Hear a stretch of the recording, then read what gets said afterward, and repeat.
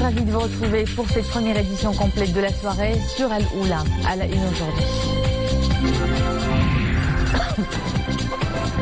Au sommet du climat à New York, la jeunesse africaine rend hommage au leadership du royaume en faveur du climat à l'occasion du lancement par le Maroc de la plateforme de la jeunesse africaine pour le climat. Sommet marqué par le message adressé aux participants par Sa Majesté le Roi et prononcé par son Altesse Royale, la princesse Lalla Hasna. Maroc-Luxembourg, un partenariat stratégique pour réussir en Afrique et en Europe, réaffirmé au Forum économique tenu à l'occasion de la visite au Maroc du grand-duc héritier de Luxembourg, le prince Guillaume, à la tête d'une importante délégation d'opérateurs économiques de son pays. Rabat du Lumière abrite dès aujourd'hui une grande première, la Biennale d'art, dédiée uniquement à la gente féminine. L'événement dévoile une scène artistique de grande facture.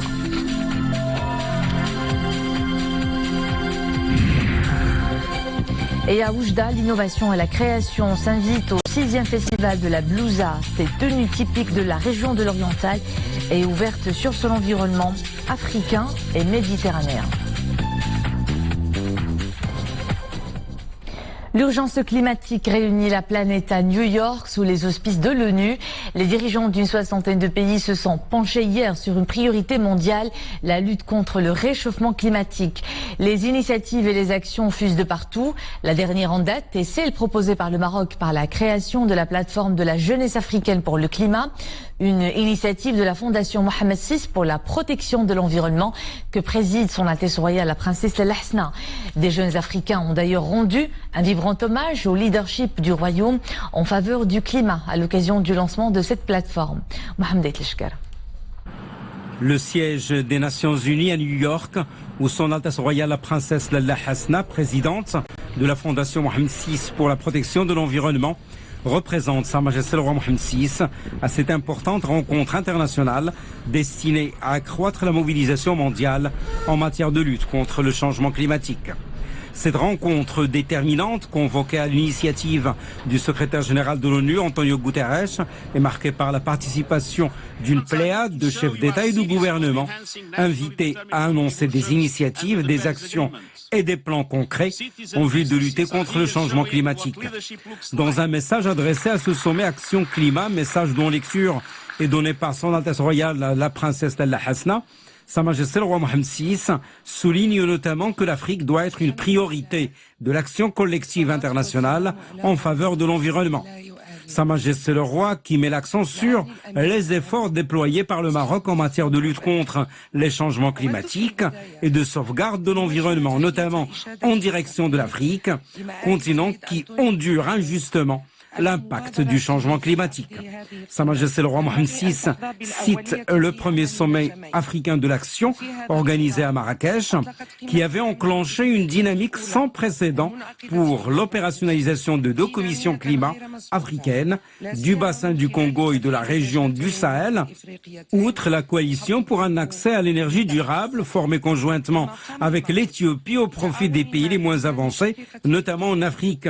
Le Maroc qui a lancé avec ses pays frères du continent l'initiative pour l'adaptation de l'agriculture africaine, initiative AAA, ajoute nos souverains, qui souligne l'engagement du Maroc à réduire ses émissions de gaz à effet de serre et de revoir à la hausse ses ambitions en matière d'énergie renouvelable. Sa Majesté le Roi Mohamed VI met également l'accent sur l'initiative African Youth Climate Hub qui a été créée par la Fondation Mohamed VI pour la protection de l'environnement avec ses partenaires en vue de mettre en valeur le leadership et l'innovation et pour souligner le rôle positif de la jeunesse africaine dans ce domaine. ومن أجل إفريقيا ومن أجل كوكبنا والسلام عليكم ورحمة الله تعالى وبركاته محمد السادس ملك المغرب. En marge des travaux de ce sommet Action Climat, son Altesse Royale la princesse Lalla Hasna, présidente de la Fondation Mohamed VI pour la protection de l'environnement, a rencontré hier la directrice générale de l'Organisation des Nations Unies pour l'éducation, les sciences et la culture, Audrey Azoulay. Je veux saluer d'ailleurs l'engagement de cette fondation qui a commencé il y a plus de 20 ans déjà, donc de façon précurseur à travailler sur les questions d'environnement. Et il y a un sujet particulièrement qui nous a tenus à cœur et qui a fait l'objet de ces discussions, c'est la question de la place de l'environnement et de la nature dans l'éducation. Comment mieux intégrer dans les programmes scolaires, dans les curricula, la question de la nature et de l'environnement, et je crois que c'est la voie pour l'avenir. Son Altesse Royale, la princesse Lalla Hasna, présidente de la Fondation Mohamed VI pour la protection de l'environnement, a rencontré également hier la secrétaire exécutive de la Convention cadre des Nations Unies sur les changements climatiques, Madame Patricia Espinosa. I wanted to convey our gratitude and recognize the efforts that Morocco continues to do in the area. Je voudrais exprimer ma gratitude et ma reconnaissance au Maroc pour les efforts qu'il déploie dans le domaine de la lutte contre les effets des changements climatiques. Je suis heureuse que le Maroc ait lancé des initiatives en faveur de l'Afrique. Vous savez, lors de l'organisation de la COP à Marrakech, tous les chefs d'État et de gouvernement d'Afrique avaient été invités à un sommet et avaient convenu de lancer des actions pour l'Afrique. The heads of state and government from Africa were invited, so that already shows how much commitment there is to work in Africa. Son Altesse Royale, la princesse Lalla Hasna, présidente de la Fondation Mohamed VI pour la protection de l'environnement, est toujours au siège des Nations Unies à New York, en marge du sommet sur le climat, a également rencontré l'administrateur du programme des Nations Unies pour le développement, le PNUD. On parle à tout le monde aujourd'hui sur le défi d'ambition. On doit faire plus et nous sommes partenaires dans cet effort. Et pour moi, je suis l'administrateur du programme Nations Unies pour le développement. C'est un plaisir aussi de discuter les programmes et le travail que nous faisons dans le Royaume du Maroc et avec la Fondation aussi. Au cours de sa participation au sommet Action Climat, son Altesse Royale, la princesse Lalla Hasna, présidente de la Fondation Mohamed VI pour la protection de l'environnement, a assisté aux différents panels programmés lors de ce conclave mondial portant notamment sur l'élaboration de solutions ambitieuses.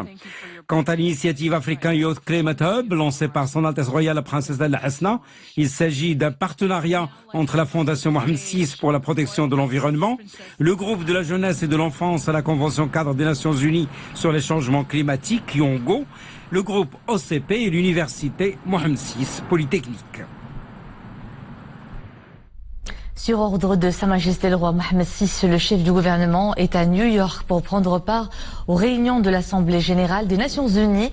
Saadil Atmani prononcera un discours à cette 74e assemblée et participera au sommet des chefs d'État et de gouvernement sur les objectifs de développement durable. And confusion of our world. Every day, everywhere.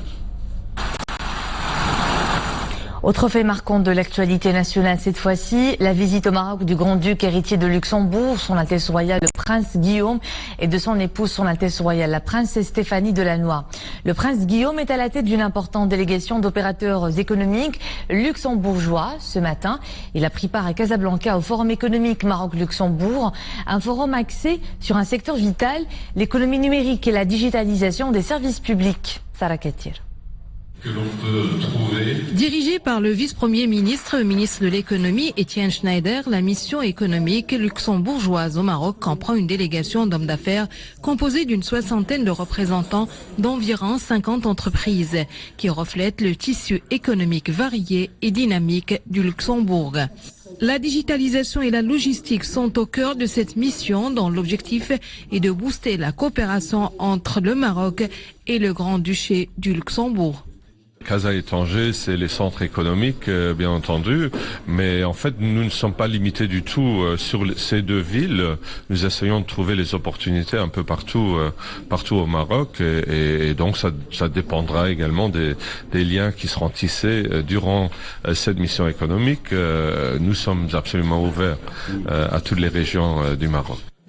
Et entre l'Agence de développement du digital du Maroc et la Chambre du commerce du Grand-Duché du Luxembourg, c'est un accord qui pose les jalons d'une collaboration dans la recherche et l'innovation qui a été signé aujourd'hui. Il concerne notamment la transformation digitale des entreprises. À travers cet accord-là, on souhaite mettre en place un cadre de partenariat qui vise à échanger les bonnes pratiques et les expériences entre le Royaume du Maroc et le Luxembourg. Et ça concerne notamment les mesures opérationnelles au profit des jeunes entreprises, que ce soit les très petites entreprises, les petites et moyennes entreprises et les start-up. Et le but final, c'est de promouvoir l'innovation dans le domaine des technologies de l'information et de la communication. Le Maroc étant une porte d'entrée pour les entreprises européennes vers l'Afrique, et Luxembourg est une porte d'entrée pour beaucoup d'entreprises marocaines aussi vers l'Europe. Le digital est en fait une transformation nécessaire que doivent faire les entreprises. La Chambre de commerce accompagne les entreprises dans cette transformation. Et je crois que nous pouvons apprendre l'un de l'autre en échangeant les bonnes pratiques. Cette mission économique luxembourgeoise a été l'occasion pour remettre les prix aux gagnants du hackathon fabriqué au Luxembourg, édition 2019. L'équipe gagnante a remporté un voyage de découverte au Luxembourg et de son tissu entrepreneurial, notamment les startups. La mise en place d'un système intégré d'aide à la gestion des risques d'inondation et la création d'un centre de gestion de ces risques. Un projet pilote qui a fait aujourd'hui l'objet d'une rencontre organisée par le ministère de l'Intérieur. L'objectif est d'alerter par anticipation les populations exposées aux risques d'inondation et de mettre en sécurité les personnes, les biens et les activités économiques. Un projet qui implique plusieurs partenaires, en particulier les ABH ou agences des bassins hydrauliques de Bouregreg Chaouia, Draa Ouadnoun, de Sbou et de Tensift. Écoutez ces explications d'Abdallah Nassif, gouverneur chargé de la gestion des risques au ministère de l'Intérieur. On a travaillé depuis 2 années sur un projet pilote pour la mise en place d'un système intégré de gestion des risques inondations. C'est un projet qui est piloté par le ministère de l'Intérieur, mais avec la participation des départements concernés, notamment la direction de la météorologie nationale, la direction de la recherche et planification de l'eau et des agences bassins hydrauliques concernées. Donc ce système consiste en la mise en place d'un centre national de gestion des risques d'inondation au niveau du ministère de l'Intérieur. Il va aussi mettre en place 4 centres au niveau des ABH concernés, parce que là, nous allons commencer par un projet pilote qui va être réalisé sur des zones qui sont représentatives de la problématique d'inondation au niveau national, à savoir comme ville Mohammedia, comme plaine Al-Gharb, aussi comme vallée Ourika et aussi la région de Goulmim. Donc c'est pour cela que nous allons mettre en place ces 4 centres aussi au niveau des ABH concernés, un centre aussi au niveau du ministère de la direction de la météorologie nationale, de la direction de la recherche et planification de l'eau, mais aussi des centres qui vont assurer le lien avec les partenaires au niveau local, mais aussi avec les populations. Ces centres vont être réalisés au niveau des provinces concernées. C'est une grande première artistique que Rabat abrite dès aujourd'hui. La Biennale d'art contemporain, baptisée un instant avant le monde. L'événement se veut un espace de liberté et d'interaction entre le contemplateur et l'œuvre. L'exposition d'envergure internationale entièrement dédiée aux femmes réunit plus de 60 artistes dans de nombreuses disciplines. Art plastique, peinture, sculpture et cinéma. Immersion dans cet univers plein de sensibilité dans son reportage de Zakia Belkas et Oumaima Ramdi. Première escale, les Oudayas de Rabat, un monument historique, phare de la ville des Lumières. La capitale se transforme le temps du festival biennal en ville d'art et de culture. Les expositions diffèrent d'un site à un autre. Des portraits, des recueils d'histoires anciennes, tous les goûts sont servis. Des œuvres très différentes sans exposer, mais elles se rejoignent toutes sur un point. Elles ont toutes été créées par des femmes. Mais je suis très heureuse d'être dans cette biennale qui est uniquement faite de femmes, qui sont des femmes fortes.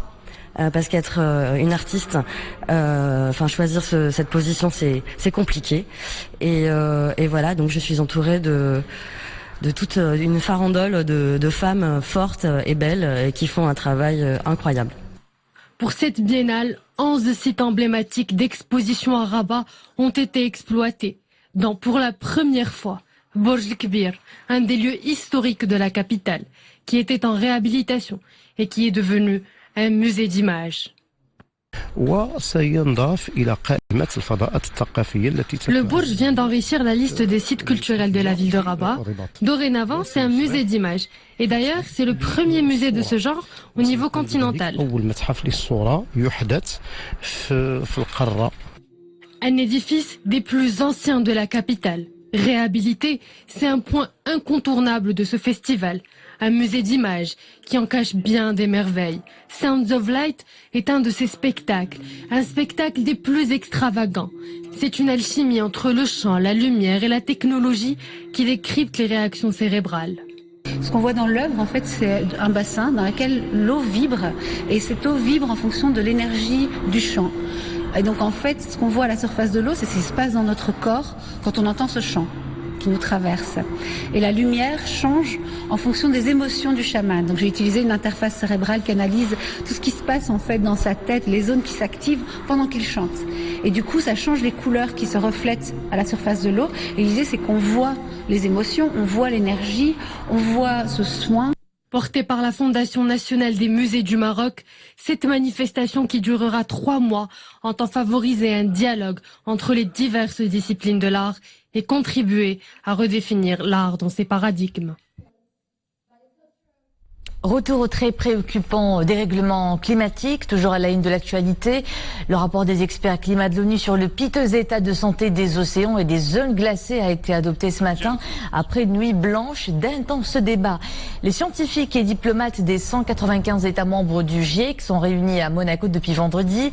Ce véritable coup de semonce des scientifiques explique qu'il faudrait réduire les émissions de gaz à effet de serre de près de 50% d'ici 2030 et limiter l'élévation des températures à 1,5 degré. Et au sommet onusien Action Climat qui s'est tenu hier à New York, les plus jeunes se sont montrés particulièrement virulents face à l'inaction de nombreux décideurs. Devant les dirigeants de la planète, l'icône écolo, la jeune Suédoise Greta Thunberg, a poussé un coup de colère. Dans un discours percutant et très engagé à l'ONU, la jeune activiste a expliqué que le monde se réveille et le changement arrive. Greta a salué au passage la mobilisation des jeunes à travers le monde pour la cause environnementale, en affirmant qu'aucun responsable ne pouvait rester sourd à ce qu'elle qualifie d'exigence de justice entre les générations. Dans le reste de l'actualité, un tremblement de terre de magnitude 5,8 a frappé cet après-midi l'est du Pakistan. L'épicentre se situe à 22 km au nord de la ville de Jhelum, le long de la frontière séparant la province du Pendjab et le Cachemire sous contrôle pakistanais. Au moins 50 personnes ont été blessées et des secousses ont été ressenties jusqu'à New Delhi. À la une ce mardi, le pionnier des voyagistes, le Britannique Thomas Cook, a brutalement fait faillite, ce qui a contraint les autorités à lancer un rapatriement sans précédent de 600 000 vacanciers dans le monde. Le sort de plus de 20 000 employés reste incertain. Thomas Cook, qui existe depuis 178 ans, a mis la clé sous la porte du jour au lendemain, après avoir échoué au cours d'un week-end de marathon à trouver les fonds nécessaires à sa survie. Une crise qui impacte donc le secteur touristique à travers le monde. Chez nous, une cellule de crise est mise en place au ministère du Tourisme afin de suivre et d'encadrer le rapatriement des milliers de clients du plus ancien tour opérateur d'Europe. Les délégations du ministère du Tourisme dans toutes les régions du Maroc ainsi que les délégations de l'ONMT ont été mises à contribution pour encadrer cette opération et faire remonter le maximum d'informations au niveau central pour que cette opération se passe dans les meilleures conditions. Une actualité partisane attristée par la disparition de l'ancien ministre et secrétaire général du Parti national-démocrate, Abdellah Al-Qadiri, est décédé dans la nuit à l'hôpital militaire de Rabat à l'âge de 83 ans des suites d'une longue maladie. Membre fondateur du PND en 82 jusqu'à la fusion du parti en 2009 avec d'autres formations politiques, le défunt était ministre du Tourisme en 91. Il a également siégé à la Chambre des représentants pendant plusieurs mandats législatifs. Rien que son appellation évoque une bonne partie du patrimoine de l'oriental, la blousa d'Oujda, une tenue traditionnelle qui traverse le temps sans prendre une ride. Elle a son propre festival, le 6e du nom, des défilés, des rencontres et de l'innovation. Les nouveautés de la nouvelle édition dans ce reportage de Rachid Latabi avec un commentaire de Mounia Marouche.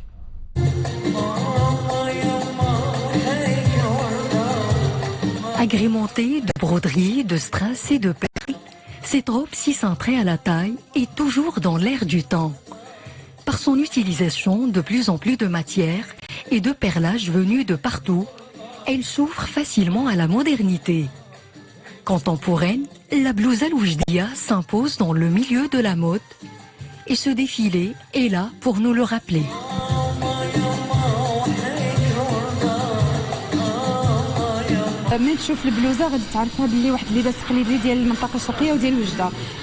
La blouza est un symbole de la région orientale. C'est son décolleté brodé et incrusté de perles qui fait sa particularité. Cet habit traditionnel a été soumis à de multiples influences locales, judéo-amazighes et arabo-andalouses, ce qui lui a permis de se diversifier en termes de confection et de choix des matières.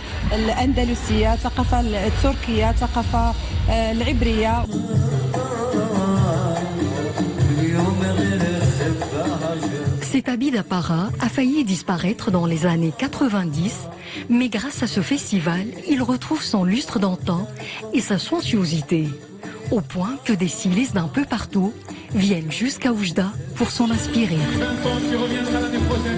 Aujourd'hui, j'ai pu, après une année, revenir représenter une collection et donc m'inspirer de la culture orientale, de toutes les perles, de toutes les broderies pour pouvoir représenter cette année ma collection élégance. Donc que des robes de mariée et j'espère que ça va vous plaire.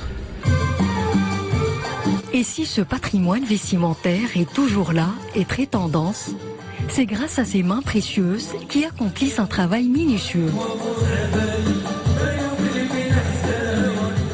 Des artisans Mallem, gardiens du temple de cette tenue d'apparat, qui visiblement a de beaux jours devant elle. C'est la fin de cette édition. Merci à vous de nous suivre. L'info est de retour à 21h avec Nadia Mouden. Et demain, c'est Nessalina Ouzda que vous retrouvez à 19h. À bientôt.